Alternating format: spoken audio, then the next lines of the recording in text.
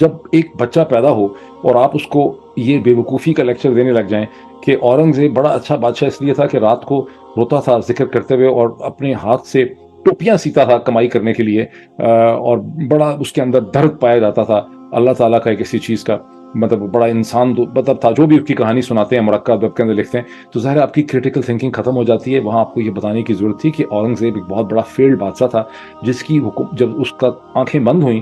50 سال تک وہ گھوڑے کی بیک پہ رہا، گورن کر ہی نہیں سکا، لڑائیاں کرتا رہا پورے ہندوستان کے طول و عرض میں، پتہ نہیں کوئی اس کا ایگو کا پرابلم تھا، سائیکیٹرک پرابلم تھا اس کا کیا، اور جب وہ مرا 1707 میں تو 10 سال کے اندر مرہٹھوں نے آ کے دلی کو تخت و تباہ و برباد کر دیا، اس پہ قبضہ کر لیا تھوڑی دیر کے لیے انہوں نے۔ پھر نادر شاہ آ گیا اس کے بعد، جس کے بعد میر تقی میر نے لکھنؤ میں اپنی ریختہ پڑھی تھی کہ کیا بود و باش پوچھو ہو پورب کے ساکنوں، ہم کو غریب جان کے ہنس ہنس پکار کے، دلی جو ایک شہر تھا عالم میں انتخاب، رہتے تھے جہاں منتخب ہی روزگار کے، ہم رہنے والے ہیں اس اجڑے دیار کے۔ تو اجڑا دیار تھا دلی، وہ اورنگزیب کی ماشاءاللہ انٹلیکچوئل فیلئر تھی۔ یہ پاکستان کی کتابوں میں جب آپ نے نہیں لکھا تو بچے کا دماغ وہ شروع میں ہی آپ نے اس کی کریٹیکل تھنکنگ ختم کر دی۔ جب آپ نے بچے کو یہ بتایا کہ محمد بن قاسم نے اس لیے سندھ کے اوپر حملہ کیا تھا کہ بیکاز ایک لڑکی اور کچھ لڑکیاں جو ہیں اس کو مہاراجا دیبل نے، ناہید نام کی لڑکی نے خط لکھا تھا، اس کو قید کر دیا تھا، تو ناہید کی خط کی خاطر محمد بن قاسم، اس لیے نہیں کہ اس وقت کی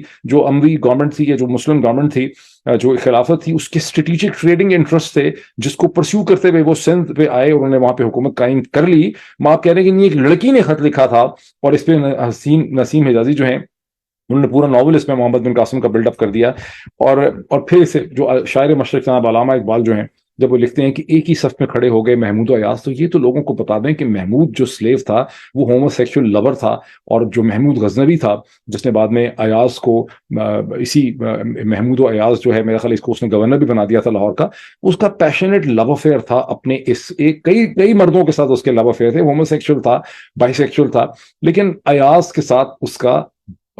ایاز اس کا ہومو سیکشل سلیو لور تھا۔ جب آپ یہ چیزیں نہیں بتاتے، حقیقتوں کو یہ کہہ کے، جیسے کہتے ہیں چوتیاں نہ کہیں، چوت چالاکیاں نہ کہیں، تو جب آپ حقیقتوں کو، جو کچھ پاکستان میں ہو رہا ہے اس کو ایکسپلین کرنے کے لیے صرف لفظ چوت چالاکیوں کے علاوہ کوئی اور لفظ ہے ہی نہیں ہندی اردو زبان کے اندر، لیکن جب آپ یہ اپنی منافقت کی وجہ سے، منافقت اندر ان بلڈ کر دی گئی ہے سسٹم میں، کہتے ہیں ہمارا کلچر اور تمدن تہذیب بڑی زبردست قسم کی ہے، تو جو